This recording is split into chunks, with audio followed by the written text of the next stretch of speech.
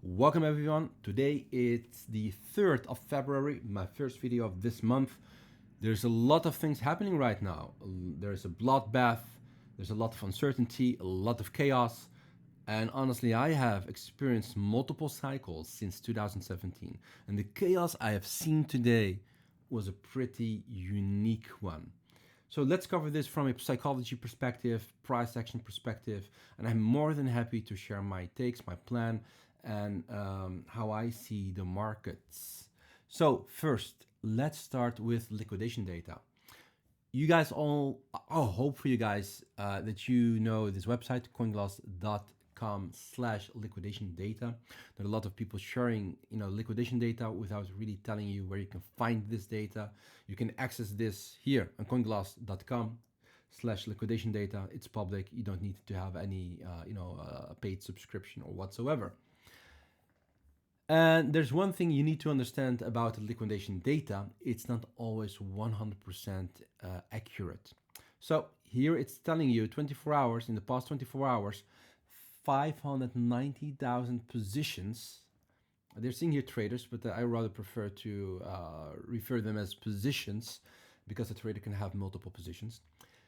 The total liquidations comes in at 1.99 billion. A lot of liquidations and a lot of money, and probably one of the bigger liquidations we have ever had, especially if you take into consideration the post from Benzo, the CEO of Bybit. He is telling here that I'm afraid that today real total liquidation is a lot more than 2 billion. By my estimation, it should be at least 8 up to 10 billion. For your information, and this is the important part, Bybit 24-hour liquidation alone was 2.1 billion. As you can see in below screenshot, Bybit 24-hour liquidations recorded on CoinGlass was around 333 million. However, this is not all the liquidation, and now he will explain why. We have a API limitation on how much feeds are pushed out per second. From my observation, other exchanges also practice the same to limit liquidation data. Moving forward, Bybit will start to push all liquidation data. We believe in transparency. What does it mean? This means that the liquidation is likely way more than just 2 billion. And also, you see these, this data here, likely they should be way more higher as well, because this is not the first liquidation event we had in this quarter. We had a lot of liquidation data, and I have been sharing this for quite a long time. This is a post from a few days ago. I'm positive we will see bigger liquidation events this quarter. And I've been sharing this for quite a long time. This one was from 29 December. Many of you won't like this post. Probably you guys who are watching this, I believe you guys will also not like this a lot. Probably you will like me, but not the message. Because the message is, in this phase of the cycle, anyone trying to ride it with leverage will most likely get stopped out, or worse, liquidated. As we have learned today, a lot of positions got liquidated. Don't be surprised to see big liquidation events in the months ahead. If you're long something, for example, Tau, Sui, or Ethereum, it doesn't matter, and you think you can, ride that position in this cycle, you're dead wrong, because you just need one good liquidation event and you're liquidated. Especially if you're not using a stop loss, you're liquidated. So I'm preaching this for many, many years. Most people are better off just trading spot and not touching leverage at all. Honestly, from experience, I know that many, many trades, they even don't understand, all the components that come from leverage. So again, if you are not profitable spot, no way you'll be profitable by using leverage. This is a post I shared also at the start of this year. If Bitcoins break out in November and December taught us anything, is that the higher we go, the more severe the liquidation events become. Attempting to ride the final phase, and I believe we are actually in the final phases of this cycle with leverage, is a reckless move. You're losing money in a bull cycle. I agree it's a very dominant Bitcoin cycle still. However, thinking that you can ride this by using leverage, it's actually insane. Please don't do this. Of course, nothing I'm saying is educational, or sorry, I should say financial advice. Everything's educational and for entertainment purposes. But please, if you're thinking about leverage, make sure you're profitable using spot and then leverage, because leverage, if you're using X5, it's also X5 your fear, it's X5 your greed, X5 your anxiety, X5 stress levels. Don't do it unless you think or you can prove that you're profitable trading spot. So we know it was a bloodbath, not very easy for a lot of traders, especially those who got liquidated. If you got liquidated, I'm very sorry for you. If you're safe, I'm damn proud because it's really hard to stay safe, especially using leverage. So when we check Bitcoin data, what do we see here?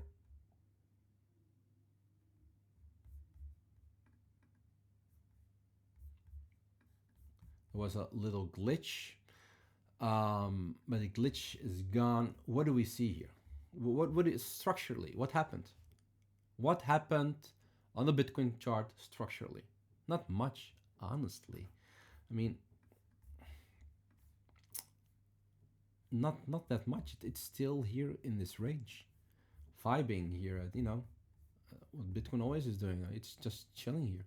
We do indeed see that the price crossed the 50 level, but then it quickly bounced up. Look, this insane wick, right?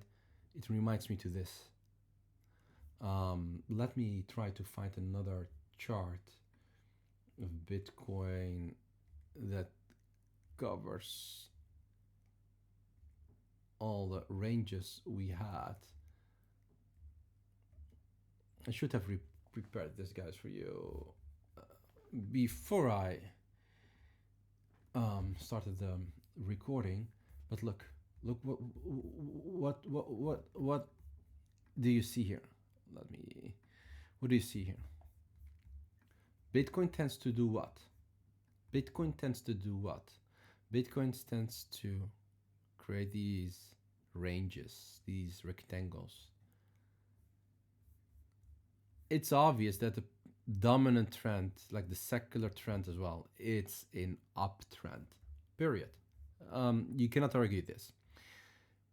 You can also not argue that these rectangles are actually continuation patterns, right? This is continuation pattern. Sorry, this was basically the reversal pattern, especially here. But this is a continuation pattern. This is a continuation pattern. This is a continuation pattern. This very likely is a continuation pattern. The bull case in my situation, or in my plan, is a bull case is a breakout towards the 123, 30k, breakdown 75k. I believe the green scenario is the more likely scenario. This price action we had here, because we actually, we came from this rectangle, actually reminds me to this. This price action here, you see, reminds me to this price action. We had here a very big event. Start of the year, last year. What was it? It was what? Bitcoin spot ETF. A lot of anticipation. People sold the news. Up we went. And here we had another event. What was it? Trump was the event, and he will carry with him a lot of many other events. I love this chart, to be honest. I love this long big wick. I had this on my radar. Unfortunately, I wasn't able to trade Bitcoin today, as I was fully occupied with other obligations. So what's going on now with the Bitcoin dominance? This is like the regular dominance. We took out here the high of November, made a new high. Very crazy. But something tells me maybe this is wishful thinking, maybe not. But it gives me clues of a potential reversal. And I've shared this in my previous video. Next time I will expand on this. Why I believe that we still might see a altcoin bull cycle, like altcoin rally, but in a very different form and shape. This one, and I shared this chart yesterday, well, when it was still trading around 62%. And by the way, this is the Bitcoin dominance without taking into consideration the market cap of the major stables. So this is what I believe is the pure Bitcoin dominance. It skyrocketed all the way to 68.4%. It took out this high. It still looks strong, by the way, but you cannot neglect this wick. And of course, it's actually a meme chart. You cannot really trade this, right? You cannot really buy Bitcoin dominance or long or short Bitcoin dominance. Maybe there are some instruments nowadays, but in essence, you cannot, buy this on spot. So it just gives you information, and I still believe that this might, wants to reverse. There are a few altcoins on my radar. I'm a big fan of anyone. I like what I'm seeing here. And I might add something to my spot back, a very good level. I like also what happened here with Rio. This is a range, big range. And this could be like a fake out. For now, a little bit too early to now really buy Rio. But if I see like enough reversal signals, I'm happy to add Rio to my spot back as well.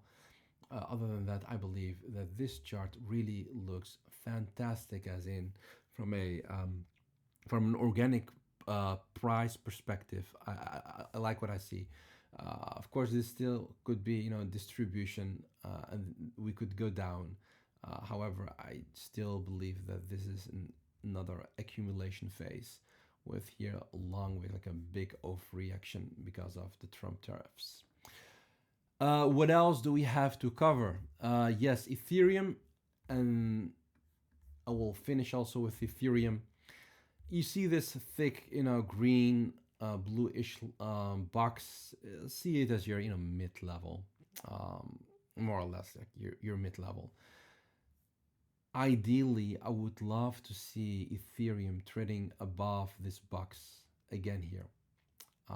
Going back below 2,700, I mean, that would be some kind of a continuation of this range here, to be more specific. Let's do another color. This one here, right? I do not want to see this. I like this long wick. I love this long wick. And look how it bounced from a what? From a multi-year SNR level. This is 1,410 days. You go and calculate how much this is in years. 200 weeks, 201 weeks, almost 4 years, more or less, right? So what I would love to see for Ethereum, reclaiming this box, curling up, and then we have here what? This is, if you think about it, more people lost money in this bull cycle than people lost money in the bear cycle. This is another big long wick. We're not, that far away actually from, it sounds pretty scary, from the September 2019 low. I'm not saying that this is the bottom, but this long wick, for now, it's promising. Other than that, I will not give this any, weight, or I will not classify this as something that's very, very bullish. What's bullish, in my opinion, is when we can get Ethereum against Bitcoin above this gray level and reclaiming this level and breaking this, parabolic downtrend. It's very funny. It's actually parabolic downtrend. It's nothing else I can say about Ethereum against Bitcoin. I think we have concluded today with Ethereum Bitcoin. Maybe quickly, let's check how many Bitcoins have been accumulated by ETFs, companies, countries. 3 million, even more than 3 million Bitcoins have been accumulated. Last time I checked, it was 2.9 million. So worldwide, the ETFs, countries, public companies, private companies, even Bitcoin mining companies have been accumulating Bitcoin. What is this telling me? It tells me that institutions, even Bitcoin is trading around 100K, they're still buying, accumulating Bitcoin. Am I worried? Not at all.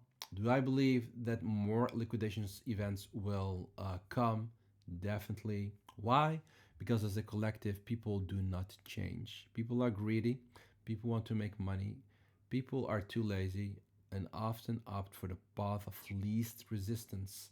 And in their mind, the path of least resistance is not learning and cultivating good trading habits, it's just gambling your money away, unfortunately. I might come with a next update in this week, so stay tuned. If you like this video, share and comment. I made this video for you for free, so a comment or a like is much appreciated. Until the next time, see you around, legends. Have a fantastic day. Bye-bye.